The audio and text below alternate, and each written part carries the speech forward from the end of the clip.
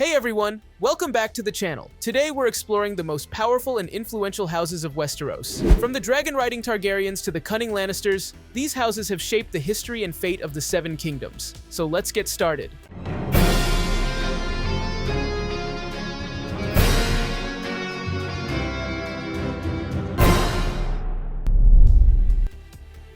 House Targaryen is one of the most influential and powerful houses in all of Westeros. Their power predates their rule in Westeros, thanks to their mastery of dragons. This made them an unstoppable force until the doom of Valyria, where a series of natural disasters wiped out much of Valyria. Fortunately for the Targaryens, their bloodline survived thanks to Daenerys the Dreamer, who foresaw the doom and convinced her father to move their family to Dragonstone. They brought some dragons with them, even though they were mocked by other nobles for leaving. 12 years later, the doom of Valyria occurred, vindicating their decision. On Dragonstone, the Targaryens built a new life. A couple of generations later, Aegon the Conqueror was born. He set his sights on Westeros, aiming to unify the Seven Kingdoms. With the help of his dragons and his sisters' wives, Aegon achieved this goal, and the Targaryens ruled for nearly 300 years until their reign was ended by House Baratheon. House Baratheon was ironically founded thanks to Aegon the Conqueror himself. Orys Baratheon, a general in Aegon's army, was given the land known as Storm's End for his accomplishments in battle. Here, he became the Lord of Storm's End and founded his own house. The Baratheons maintained their rule in Storm's End for centuries, thanks to the strong defenses of their fortress. During Robert's rebellion, Storm's End was besieged by House Tyrell, who remained loyal to the Mad King. Stannis Baratheon led the defense, and the siege lasted over a year, nearly starving the defenders. After the war, Robert Baratheon took the throne, and Stannis was made Lord of Dragonstone, much to his displeasure. The youngest brother, Renly, was made Lord of Storm's End. Tragically, all three brothers died without legitimate heirs, and in Season 8 of the show, Robert's bastard Gendry was made Lord of Storm's End, officially recognized as Gendry Baratheon. You are Lord Gendry Baratheon of Storm's End, the lawful son of Robert Baratheon.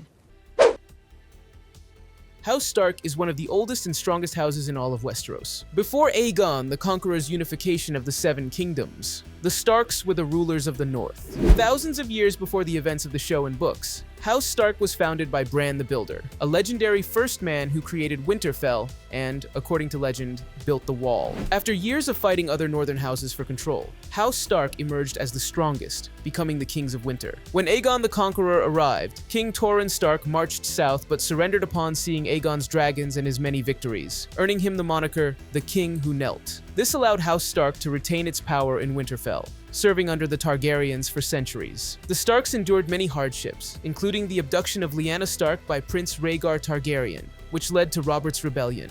Ned Stark, Lyanna's brother, joined Robert's cause, becoming the new Lord of Winterfell after his father and brother were executed by the Mad King. Despite the suffering that followed, the Stark family continued to endure, with most of Ned's children surviving and carrying on the Stark legacy.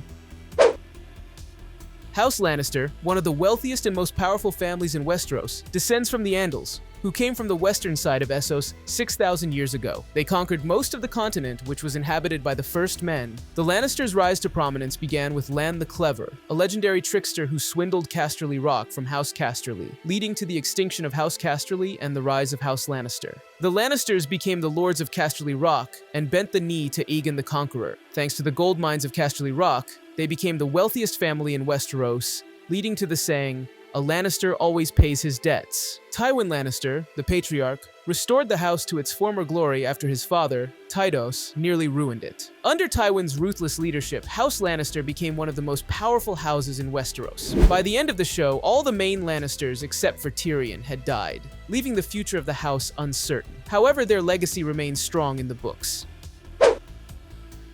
House Tyrell, the second wealthiest family in Westeros, descends from the Andals. They became prominent thanks to Alliser Tyrell, an Andal knight. Unlike the Lannisters, the Tyrells rose to power in a more respectable way, initially serving House Gardener, the Lords of Highgarden. During Aegon's conquest, Harlan Tyrell, Steward of Highgarden, surrendered to Aegon after King Myrn Gardener was killed. Aegon rewarded Harlan by making him Lord of Highgarden. The Tyrells became powerful and cunning, often playing politics subtly. House Tyrell pursued what seemed morally right, but were not above using unethical methods. They were willing to switch sides during wars to ensure their survival. By the end of the show, all the Tyrells had died, ending their legacy if the books follow a similar path. House Arryn rules the Vale of Arryn from the impregnable fortress known as the Eyrie. They surrendered to Aegon the Conqueror, allowing them to retain their power. Jon Arryn, the head of the house before the series, was a respected and noble man. He rebelled against the Mad King when he demanded Eddard Stark be turned over for justice. Jon Arryn's rebellion brought House Stark and House Baratheon together against the throne. After Robert took the throne, Jon served as Hand of the King for many years. After his death, his young son Robin became the Lord of the Eyrie. By the end of the show, Robin assumes his role, and House Arryn continues.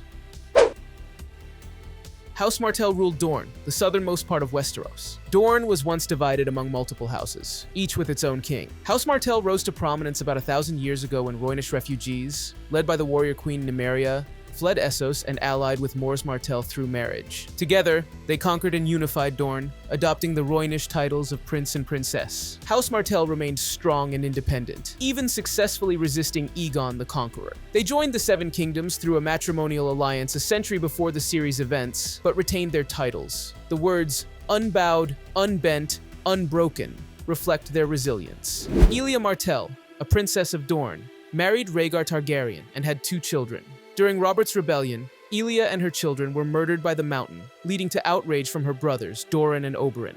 Despite their deaths, House Martell's legacy continues through other family members.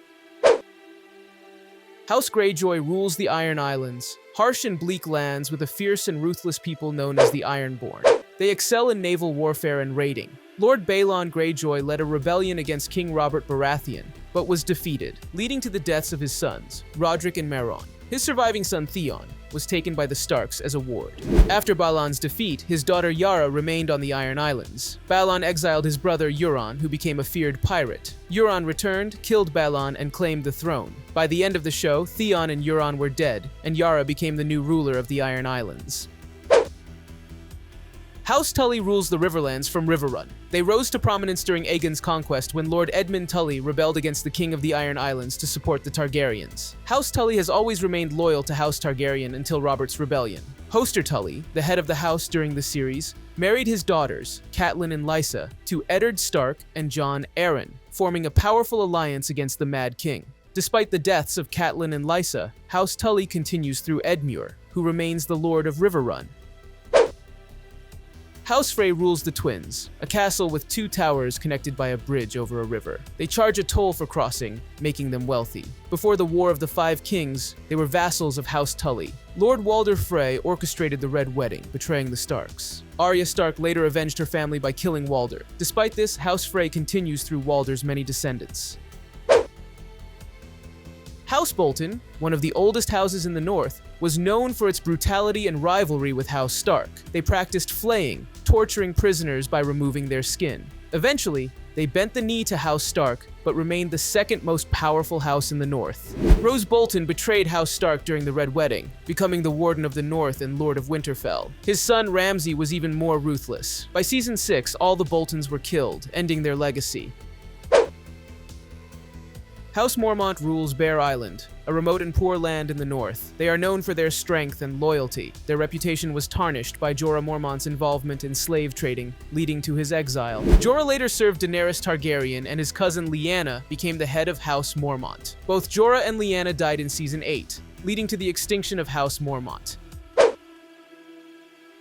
House Tarly, an old house with origins in the First Men, rules Horn Hill. They have a militaristic tradition and possess a Valyrian steel sword, Heartsbane. During Robert's rebellion, Lord Randall Tarly commanded the vanguard at the Battle of Ashford. After the extinction of House Baratheon, they swore allegiance to House Lannister and betrayed House Tyrell. Randall and his son, Dickon, were executed by Daenerys Targaryen. With Samwell Tarly a sworn brother of the Night's Watch, his sister Tala and her family may take over Horn Hill. House Baelish, a new and short-lived house, was founded by a sellsword from Braavos. Petyr Baelish, also known as Littlefinger, became a powerful player in royal politics despite his lowborn status. Petyr's ambition led to many schemes and betrayals. He was eventually killed by Arya Stark, leading to the extinction of House Baelish. Although House Hightower is not prominent in the main series, they were powerful in House of the Dragon. They ruled over Old Town, the largest city in Westeros before the Targaryens came. Otto Hightower served as Hand of the King to Viserys the Furin Targaryen, and his daughter Alicent married Viserys, producing Targaryen children. House Hightower's influence was significant during this period. And there you have it, folks. A comprehensive look at the major houses in House of the Dragon and Game of Thrones. If you enjoyed this video, please leave a like and subscribe and comment down below your favorite house. Thanks for watching, and I'll see you in the next video.